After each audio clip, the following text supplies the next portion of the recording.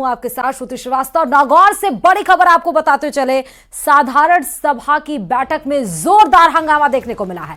मेड़ता नगर परिषद चेयरमैन पर चप्पलें फेंकी गई हैं। महिला परिषद ने चेयरमैन पर चप्पल फेंकी है और एक युवक ने चेयरमैन पर माला फेंकी। विधायक लक्ष्मण करलू भी बैठक में मौजूद थे।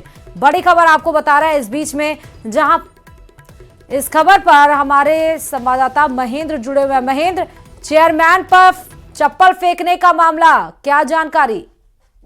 देखिए, बिल्कुल मेड़ता में साधारण सभा की बैठक चल रही थी और इसी दौरान ये पूरा हंगामा हुआ। पहले पार्षद ने कुछ आरोप लगाए, महिला पार्षद ने, और उसके बाद अपनी दोनों चप्पल उतार के चेयरमैन पे फेंक दी। इसके बाद एक और युवक जो वहां मौजूद था उसने भी मालाएं फेंकी और पूरा घटनाक्रम अचानक तेजी से हुआ, जिसके बाद चेयरमैन इस बैठक को छोड़कर निकल गए। विधायक लक्ष्मण कलरू की मौजूदगी में ये पूरी बैठक हुई है। हालांकि अब एक चीज ये भी सामने है कि कुछ पार्षद और विधायक ये भी चाहते हैं कि ये पूरी बैठक चले सुचारू रूप से, लेकिन एक बात ये भी है कि चेयरमैन पर सरेआम इस तरीके से चप्पलें फेंक दी गई और चेहरे पे माला फेंक दी गई। उसके बाद इस बैठक से होने की उम्मीद तो कम ही की जा सकती है, लेकिन ये पूरा घटनाक्रम बड़ा है प्रत्याशित और दुखद इसे कह सकते हैं कि नगर निकायों के जो जनप्रतिनिधि है वो इस तरीके से सरेआम एक दूसरे के साथ छींटाकशी दुर्व्यवहार सरेआम कर रहे हैं। और ये मेड़ता का ये पूरा घटनाक्रम आज हुआ है बैठक के दौरान। लेकिन ये सवाल उठता है महेंद्र की चप्पल फेंकी क्यों गई? महिला पार्षद की तरफ से चेयरमैन के ऊपर चप्पल क्यों फेंकी गई? क्यों नाराज हो गई? बैठक जब चल रही थी सही ढंग से। बैठक शुरू होते ही पूरा घटनाक्रम हो गया था। महिला पार्षद ने खड़े होकर माइक लिया और कुछ आरोप लगे, कथित रूप से दुर्व्यवहार के आरोप ये बताए जा रहे हैं कि उसे खपा होकर महिला पार्षद ने ये चप्पल चेयरमैन पर फेंकी है। लेकिन ये घटनाक्रम वास्तव में पूरा क्या है इसका तो थोड़ी देर बाद ही पूरा स्पष्ट हो पाएगा, क्योंकि अभी शुरुआती घटनाक्रम है। तो जब दोनों पक्ष सामने आएंगे तभी चीजें क्लियर हो पाएगी कि महिला पार्षद का असल में मुद्दा क्या था, किस मुद्दे को लेकर उन्होंने ये घटनाक्रम सरेआम बैठक के अंदर किया। ये मोटा मोटी बात ये आई है कि महिला पार्षद ने कथित दुर्व्यवहार से खपा होकर यह घटनाक्रम पूरा किया है। और साथ में मौजूद एक युवक है, उसने भी चेहरे पर बड़ी तेज गति से माला फेंकी और उसके बाद अन्य जो पार्षद जनप्रतिनिधि है उन्होंने बीच बचाव किया और वो चेयरमैन को वहां से निकाल कर ले गए थे। अब बैठक एक तरीके से होल्ड हो गई है, लेकिन जो कुछ पार्षद और विधायक ये चाहते हैं कि ये बैठक सुचारू रूप से आगे बढ़े, लेकिन जब चेयरमैन ही नहीं है तो फिर बैठक आगे बढ़ने के चांस भी अब कम ही लग रहे हैं। जी, तो अभी क्या वहां से लोग चले गए हैं कि अभी इंतजार कर रहे हैं? नहीं, देखिए, काफी लोग अभी जो पार्षद है वो वहां बैठे हैं, विधायक भी वहां है, लेकिन चेयरमैन उठकर चले गए हैं। तो एक्चुअल में मेड़ता में जो बोर्ड है वो कांग्रेस का है और अभी विधायक बने वो बीजेपी से है। तो बीजेपी के पार्षद यही चाहते हैं कि ये बैठक हो, लेकिन ये घटनाक्रम कुछ इस तरीके का हुआ है कि इसके बाद उम्मीद नहीं की जा सकती कि चेयरमैन इस बैठक में आएंगे, और आएंगे तो कम से कम वो इस तरह की डिमांड कर देंगे कि मुझे सुरक्षा दो या पुलिस मौजूद रहे तभी मैं बैठक में रहूंगा। तो अभी इस तरह की स्थितियां बनी। पहले भी मेड़ता में ये हुआ है, कोई नई बात मेड़ता के लिए नहीं है, नहीं है। पिछली बार भी जब पिछले साल बैठक हुई थी उस दौरान भी इसी तरह का जबरदस्त हंगामा मेड़ता में हुआ था। लेकिन ये गतिरोध बना ही रहता है जब धड़ेबंदी होती है, तो इस तरह की परिस्थितियां। लेकिन ये सरेआम इस तरह के घटनाक्रम छींटाकशी होना थोड़ा लोगों के बीच में मैसेज ठीक नहीं देता। लेकिन महेंद्र, सवाल यहाँ पर ये उठता है कि आम जनता अगर फेंके, नाराज हो चेयरमैन और परिषद के काम से तो समझ में आता है, लेकिन अगर परिषद ही और चेयरमैन पर अगर चप्पल फेंक रहा है। देखिए, बिल्कुल में सबसे बिल्कुल महेंद्र, मैं आपके पास आती हूँ, लेकिन चेयरमैन साहब हमारे साथ जुड़े हुए हैं। ये पूरी घटना गौतम जी कैसे घटित हुई और अब एक्शन आप कैसे लेंगे? ये बीजेपी सरकार बनने के बाद में जो पार्षद है बौखलाए गए हैं। बड़ी खबर इस बीच में आपको बता रहे हैं, भजनलाल कैबिनेट की पहली बैठक खत्म हो चुकी है। भजनलाल कैबिनेट की पहली बैठक खत्म हो गई। इससे पहले मंत्री परिषद की बैठक हुई है। डिप्टी सीएम मंत्री सुरेश रावत बाहर निकले। बैठक में कई अहम मुद्दों पर चर्चा भी की गई है। बड़ी खबर आपको बता रहे हैं, जो हम बात कर रहे थे कि भजनलाल की पहली कैबिनेट होनी है, सत्र से पहले पहली बैठक कैबिनेट की खत्म भी हो गई और बैठक से पहले मंत्री परिषद को बुलाया गया। इससे बैठक हुई और इसमें आपको बता दें कि डिप्टी सीएम और मंत्री सुरेश रावत बाहर निकले हैं। धीरे धीरे अभी सभी मंत्रियों के निकलने का सिलसिला भी जब आएगा वो भी खबर और तस्वीरें आप तक पहुंचाएंगे। बैठक खत्म हो गई है और इस बैठक में कई अहम मुद्दों पर चर्चा हुई है। कई अहम, चाहे मीजो योजना की बात हो, चाहे वो हम वैट और टैक्स की बात करें, पेट्रोल रेट की बात करें, पेट्रोल डीजल की बात करें, महिला सुरक्षा को लेकर बात करें। इस खबर पर हमारे संवाददाता बाबूलाल लगातार जुड़े। बाबूलाल, पहली कैबिनेट की बैठक खत्म हो चुकी, कौन कौन बाहर निकला और क्या कुछ जो बाहर निकले वो कुछ बता रहे हैं कि बैठक में क्या अहम फैसले लिए गए हैं, किन मुद्दों पर चर्चा हुई है? बाबूलाल, मेरी आवाज? जी, मीसा और जो डीआरआई बंदी थे उनकी पेंशन बहाल करने का बड़ा निर्णय हुआ है। जो लोग आपातकाल के दौरान जेल में गए थे और जिन्होंने लंबी लड़ाई लड़ी थी इमरजेंसी के खिलाफ, उनको फिर से सम्मान पेंशन देने का जो वादा था वो पूरा किया गया कैबिनेट की बैठक में। और अभी ऑफिशियल जो है ब्रीफिंग होना बाकी है, लेकिन जो सूत्र हैं वो ये बता रहे हैं कि भजन लाल सरकार ने मीसा और जो डीआरआई बंदी थे उनको उनकी पेंशन जो है फिर से बहाल कर दी है। अगले महीने से उनको पेंशन मिलना फिर से शुरू हो जाएगी। तो एक बड़ा फैसला लिया है भजन लाल सरकार ने। और मांग भी थी उन लोगों की कि उन्होंने लोकतंत्र को बचाने के लिए संघर्ष किया था, उनकी अपनी लड़ाई नहीं थी, अपने कोई स्वार्थ नहीं थे, बल्कि जब देश में इमरजेंसी थोप दी गई थी तो उस वक्त उन्होंने लड़ाई लड़ी, लंबा संघर्ष किया, यातनाएं झेली, जेलों में गए और लोकतंत्र को बचाने के लिए जो यातनाएं सही गई, तो उसके लिए बीजेपी सरकार, ये जो वर्ग है जो जिसको वो दूसरा स्वतंत्रता संग्राम कहती है बीजेपी, तो उनको फिर से सम्मान निधि के रूप में ये पेंशन दी जाएगी। इस पर सहमति बन गई है, कैबिनेट ने इस पर मोहर लगा दी है। और जब प्रेस ब्रीफिंग होगी, जब भी सरकार का मंत्री अब से थोड़ी देर बाद में ब्रीफिंग के लिए आएगा, तो ये अनाउंसमेंट जरूर होगा। और इसके अलावा जो आरएस मेंस है उसके ऊपर चर्चा की गई है। फैसला क्या किया सरकार ने ये अभी बताया जाएगा। 22 जनवरी को राम मंदिर का जो प्राण प्रतिष्ठा होनी है उस पर भी सार्वजनिक अवकाश की घोषणा की जा सकती है। इसके अलावा और भी कई इश्यूज थे भर्तियों से जुड़े हुए, उन पर लंबी चर्चा हुई है। तो अभी देखना यही है कि सरकार की ओर से कौन मंत्री जो है मीडिया कर्मियों को जानकारी देगा फैसलों की कैबिनेट की। इस पर सबकी निगाहें फिलहाल टिकी हुई है। लेकिन सबसे बड़ी खबर यही है कि मीसा और जो डीआरआई बंदी है उनकी पेंशन फिर से बहाल कर दी है भजन लाल सरकार ने। जी बाबूलाल, इसके अलावा अभी कौन कौन बाहर निकला है? क्योंकि अभी मंत्री डिप्टी सीएम और सुरेश रावत बाहर निकले, कोई और भी मंत्री बाहर निकला जिससे आप बातचीत किए हो, कुछ अहम जानकारी मिल पाई हो? जी बिल्कुल नहीं, कोई भी मंत्री कोई जानकारी नहीं दे रहा है, क्योंकि अधिकृत नहीं है मंत्री अपनी बात कहने के लिए। सरकार की ओर से, मुख्यमंत्री की ओर से जो जिस मंत्री को जिम्मेदारी दी जाएगी वही आकर के प्रेस ब्रीफिंग करेंगे। अधिकांश मंत्री निकले हैं बाहर। कितनी देर में प्रेस ब्रीफिंग हो सकती है बाबूलाल? अगले 1 घंटे में ब्रीफिंग हो सकती है और सरकार के फैसलों की, कैबिनेट के फैसलों की जानकारी दी जा सकती है। तो सबको फिलहाल ये इंतजार है। लेकिन डीआरआई और मीसा बंदियों से जुड़ी जो खबर है वो कंफर्म है और उनकी पेंशन बहाल कर दी गई। और वैट की हम बात कर रहे थे लगातार, डीजल पेट्रोल की, क्या ये भी डिस्कशन हुआ है इस कैबिनेट की बैठक में?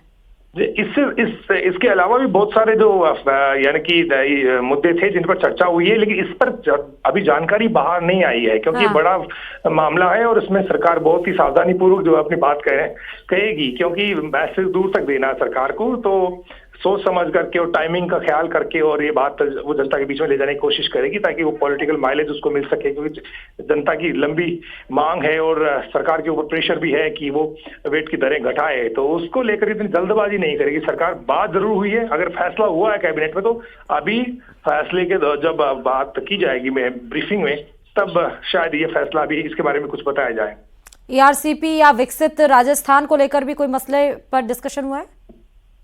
मैंने बोला कांग्रेस खत्म हो गई है।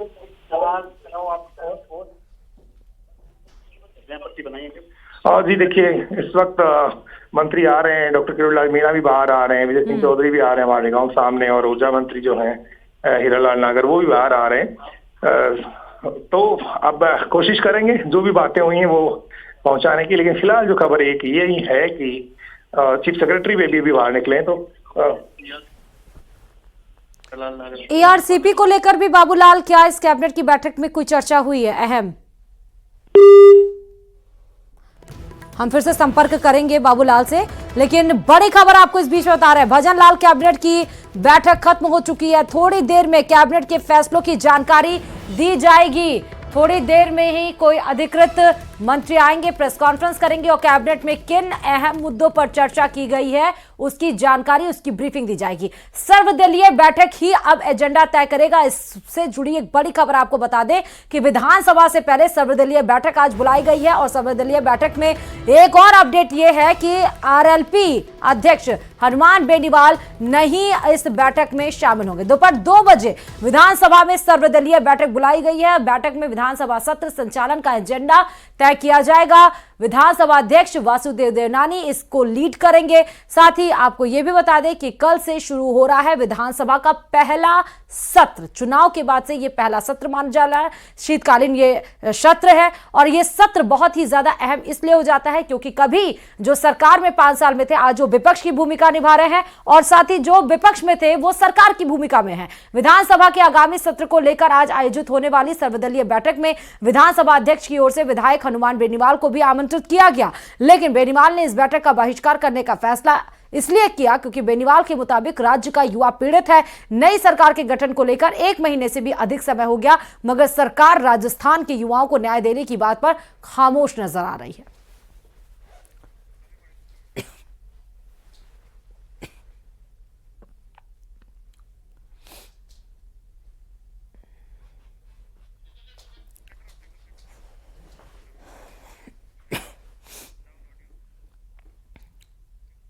और जयपुर से इस बीच में बड़ी खबर आपको बताते चले कि लोकसभा चुनाव की तैयारी में कांग्रेस अब जुट गई है। आज दिन भर कांग्रेस प्रदेश कमेटी पर मंथन चल रहा है। दिन भर में कांग्रेस की 4 बड़ी बैठकें होनी है।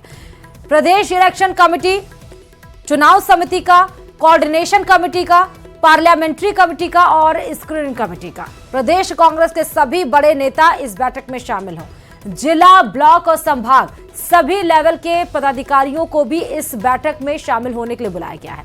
पीसीसी वॉर रूम में यह मैराथन बैठक कांग्रेस की चल रही है। लोकसभा चुनाव के लिए कांग्रेस ने भी तैयारियां शुरू कर दी हैं और इसी के तहत कांग्रेस स्क्रीनिंग कमेटी के राजस्थान क्लस्टर की चेयरपर्सन रजनी पाटिल और सदस्य परगट सिंह कृष्णा अल्लावरू पीसीसी में कांग्रेस नेताओं से लोकसभा चुनाव को लेकर फीडबैक ले रहे हैं। बुधवार के बाद आज भी कांग्रेस की बैठकों का दौर जारी है। आज प्रदेश election committee, coordination committee, parliamentary committee और स्क्रीनिंग कमेटी की बैठकें हो रही हैं। बैठक में प्रदेश कांग्रेस के सभी नेता शामिल हो रहे हैं और लोकसभा चुनाव की रणनीति को लेकर अपने फीडबैक दे रहे हैं।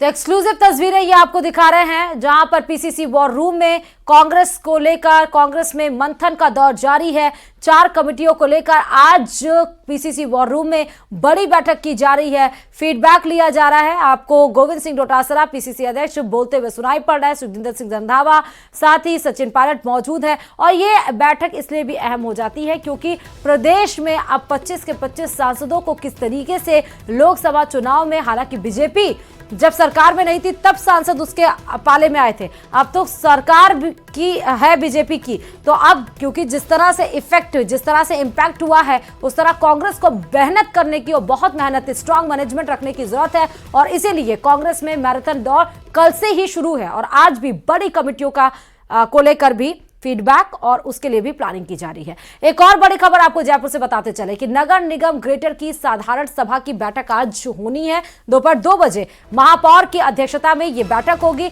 वित्त वर्ष 2024 से 2025 तक कुल जो बजट अलॉट किया जाएगा या पेश किया जाएगा वो 1189.42 करोड़ रुपए का बजट होगा, जिसको बताया जा रहा है कि 2023 और 2024 यानी कि पिछले फाइनेंशियल ईयर के मुकाबले इस बार का जो बजट है वो 20% ज्यादा है। इस बार सफाई, रोड, लाइट और गाड़ियों पर 20 से 28% तक इसका बजट बढ़ा दिया गया है। लेकिन अगर गौशालों पर नजर डालें तो गौशालों में गायों के चारे, पानी के बजट में कोई भी बढ़ोतरी फिलहाल अभी प्रस्ताव में नहीं है।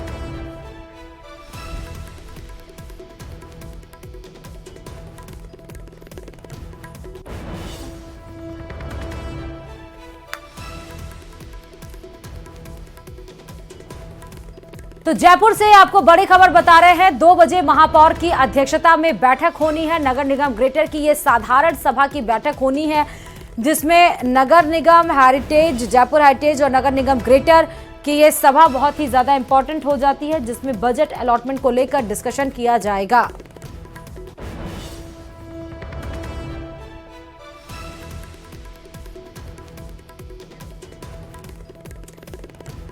और जयपुर से एक और आपको बड़ी खबर से रूबरू करा दें कि सीएम को जेल से धमकी देने का मामला आया है सामने, जिसमें अब एक बड़ा अपडेट आ गया है कि कार्यवाहक जेल अधीक्षक पर गाज गिरी है। कार्यवाहक जेल अधीक्षक ओम प्रकाश निलंबित कर दिए गए हैं। मामले में 2 जेल वार्डन को भी सस्पेंड किया गया है। अभी तो यह था कि नाम आया है, लेकिन अब निलंबित भी कर दिया गया है कार्यवाहक अधीक्षक ओम प्रकाश को।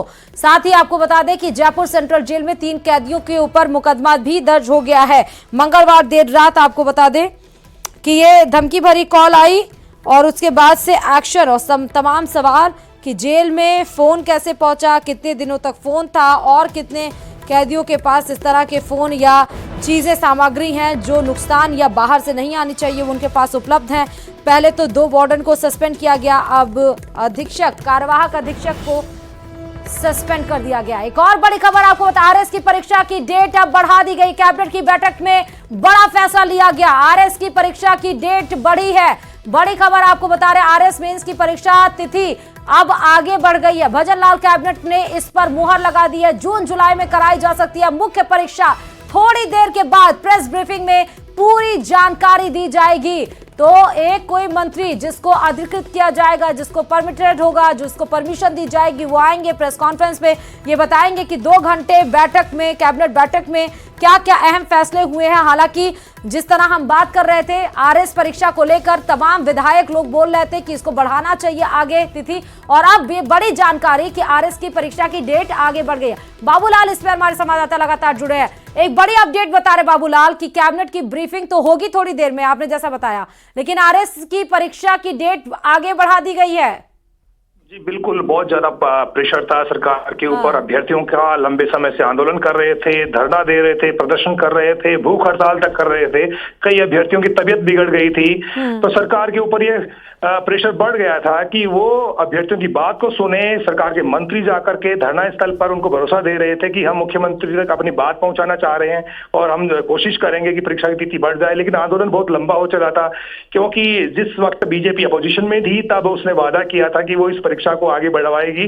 तो आज जो है, जब कैबिनेट की बैठक हुई तो तमाम मंत्रियों ने जो अभ्यर्थियों की जो परेशानी है, जो उनका दर्द है, उसको बयां किया और फैसला हो गया है कि जून जुलाई में आरएस मेंस की परीक्षा आयोजित कराई जाएगी। जो भी अभ्यर्थी आंदोलन कर रहे थे उनको बहुत बड़ी राहत मिली है। वो उनको तैयारी का वक्त बहुत कम मिल रहा था और कैप ज्यादा नहीं था। तो जो सर्विस में है कर्मचारी और जिनको तैयारी के लिए वक्त नहीं मिल रहा था, उनके लिए बहुत बड़ी खुशी की खबर है। इसके अलावा जिन अभ्यर्थियों को लग रहा था कि उनका सिलेक्शन हो सकता है और उनके पास वक्त की कमी है, तो उनको भी बड़ी राहत मिली है। तो अब थोड़ी देर बाद में ये परीक्षा कब होगी, इसके बारे में जो सरकार की ओर से जो अधिकृत मंत्री हैं, जब वो प्रेस ब्रीफिंग करेंगे तब उसके बाद में पता चलेगा कि तारीख कब और कौन से महीने में आ रही। लेकिन परीक्षा फिलहाल जो है उसकी तिथि आगे बढ़ाने पर भजनलाल कैबिनेट ने मुहर लगा दी है। बहुत बड़ी खबर है इस वक्त की, क्योंकि जो हजारों अभ्यर्थी हैं जो इंतजार कर रहे थे, उनके लिए सबसे बड़ी खबर जो है इस वक्त हम उनको बताने जा रहे हैं कि सरकार सहमत हो गई उनकी मांग पर और जल्द जो है उनको ये जो है ना ऑफिशियल जो प्रेस ब्रीफिंग होगी सरकार की ओर से, उसमें सारी जानकारी दी जाएगी। तो बड़ी राहत की खबर है उन लोगों के लिए जो आंदोलन कर रहे थे और सरकार पर दबाव बनाया हुआ था। तो आखिर उनका जो दबाव है वो कारगर साबित हुआ। सरकार ने उनकी बात सुनी है। लोकसभा का चुनाव सामने है, युवाओं का वोट चाहिए, इसलिए सरकार भी आखिरकार जिद नहीं कर पाई और सरकार को लगा कि यही उसके लिए बेहतर होगा और आखिर में अब जो है परीक्षा की तिथि आगे बढ़ाने का फैसला लिया गया। बिल्कुल, क्योंकि जिस तरह बाबूलाल हमने देखा विधानसभा चुनाव में 55 लाख से ज्यादा नए वोटर्स आए थे, उसमें 22 लाख सिर्फ युवा ही थे। तो युवाओं को फिर से लोकसभा में भी उसका वोट कास्ट चाहिए उनको, इसलिए बीजेपी का ये अहम फैसला। क्या इसकी जानकारी उन तमाम अभ्यर्थियों तक पहुंच गई होगी बाबूलाल? टीवी के आगे और जितने भी संचार के माध्यम है उन पर सबकी निगाहें गड़ी होती है इस वक्त। और जब लंबे समय से आंदोलन चल रहा हो, भूख हड़तालें हो रही हो, अनशन चल रहा हो, रात को धरने प्रदर्शन हो रहे हो, मंत्री उनके कार्यालयों से लेकर उनके घरों तक और पार्टी कार्यालयों तक जा करके और अभ्यर्थी अपनी बात कह रहे हो, उनकी आंखों में आंसू झलक रहे हो और जो उनकी पीड़ा, उनका दर्द, उनके पेरेंट्स जो है ले करके मंत्रियों के दरवाजे तक जा रहे हो। सरकार का ऐसी कोई जगह नहीं थी जहां पर ये अभ्यर्थी पहुंचे नहीं। तो उनकी बात में दम था कि सरकार को भी लगा कि नहीं, युवाओं की जो बात है उसको इग्नोर नहीं किया जा सकता, तो उनकी बात को सुना गया है और आखिर में उनके हित में एक बड़ा फैसला भजन लाल सरकार ने आज की कैबिनेट की बैठक में लिया है। अब जून और जुलाई में कराने की बात कही जा रही है, क्या कुछ प्रक्रिया में भी बदलाव किया जाएगा? जी, प्रक्रिया वही रहने वाली। टाइम चाहिए था अभ्यर्थियों को ताकि वो पूरी तैयारी कर सके, क्योंकि लेंथी जो है सिलेबस होता है और उसमें तैयारी के लिए वक्त की दरकार होती है। ऐसे में उनके पास में टाइम नहीं था, बहुत कम दिन मिल रहे थे। ऐसे में जो अभ्यर्थी तैयारी करके और जिन्होंने प्री क्लियर किया था उनको लग रहा था कि मेंस में टाइम का कम होना उनके लिए बहुत मुश्किल भरा काम होगा। इस वजह से उन्होंने जो है दबाव बनाया सरकार पर, लंबी लड़ाई लड़ी और आखिरकार उन अभ्यर्थियों की जीत हुई और सरकार ने उनकी बात सुनी। और लोकतांत्रिक सरकारें जो होती हैं वो जनता की आवाज सुनती हैं, तो युवाओं की आवाज को भी सुना गया, अनसुना बिल्कुल नहीं किया गया। लेकिन थोड़ा सा वक्त लगा, लेकिन देर आए दुरुस्त आए, और जो ये फैसला है ये बहुत ही अच्छा फैसला माना जाएगा सरकार का। बाबूलाल, कितने दिन का गैप, प्री और मेंस में कितने दिन का गैप था लगभग? पहले बहुत कम गैप था, करीब 3 महीने का ही वक्त मिल रहा था। अब ये 6 महीने और मिल जाएंगे, कम से कम 5 महीने और मिल जाएंगे। तो ऐसी, क्योंकि अगले 2 यानी कि 27 इसी मतलब अगले सप्ताह जो है ये एग्जाम होनी थी। इस सप्ताह के बाद में 27 को ये परीक्षा प्रस्तावित थी। तो ऐसी सूरत में सरकार को लग गया था कि युवा जो हैं वो आक्रोशित हैं और अगर उनकी बात अब नहीं सुनी गई तो बहुत देर हो जाएगी। तो सरकार ने उनकी बात को सुना, क्योंकि तैयारियां मुकम्मल हो रही थी। एक तरफ आरपीएससी लगी हुई थी कि उनको तो तैयारी करानी, क्योंकि सरकार की ओर से कोई ऐसा दिशा निर्देश मिल नहीं रहा था। और जब आज ये फैसला हो गया तो अब ये है कि तारीख कब तय होती है, कब एग्जाम कराई जाती है। लेकिन फिलहाल ये बड़ी खबर इस वक्त की तो क्या बाबूलाल, एक तरफ तो खुशी की लहर है उन तमाम आरएस अभ्यर्थियों के लिए जो मांग कर रहे थे कि डेट बढ़ा दी, लेकिन आरपीएससी इसको लेकर तैयारियां, क्योंकि आप कह रहे हैं अगले हफ्ते एग्जाम होने वाला था, तो ऑलमोस्ट तैयारियां हो गई होंगी, पेपर बन चुके होंगे, तो वो सब व्यर्थ गया। अब फिर से नए नहीं, ऐसा कुछ भी नहीं है, व्यर्थ बिल्कुल नहीं जाएगा, क्योंकि उनको अपनी तैयारियां करनी पड़ती हैं। वो सावधानी से आरपीएससी जो है अपनी परीक्षा की तैयारियां करती हैं और अब बहुत सारी चीजें करी गई हैं कि पेपर लीक को रोकना है। उसके लिए जिला कलेक्टर और जो जिला एसपी है उनको भी जिम्मेदार बनाया गया है, और जो सबसे बड़े मुखिया है राजस्थान में प्रशासन के, तो उनके ऊपर भी जिम्मेदारी दी गई है। तो अब आसान नहीं होगा पेपर लीक करना, नकल करना।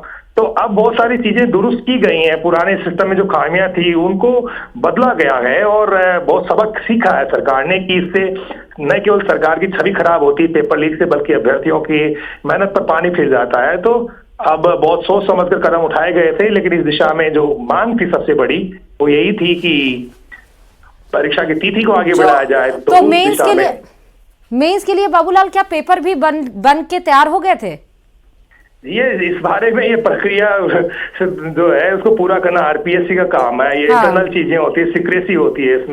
इसमें मीडिया कर्मियों तक ये बातें नहीं बताई जाती कि कब पेपर बन गया है, कब छप गया है, कहाँ से छप गया है, ये हमारा काम नहीं होता है। लेकिन उनको अपनी तैयारी करनी होती है। जब एग्जाम तो थी सामने तो उनकी तैयारी पूरी थी और आरपीएससी के तमाम जो अधिकारी, बहुत बहुत शुक्रिया बाबूलाल तमाम जानकारी देने के लिए। कैबिनेट की बैठक में बड़ा फैसला लिया गया, आरएससी के एग्जाम को आगे बढ़ा दिया गया। यहाँ रुकते छोटे से ब्रेक के लिए, देखते रहिए न्यूज़ 18।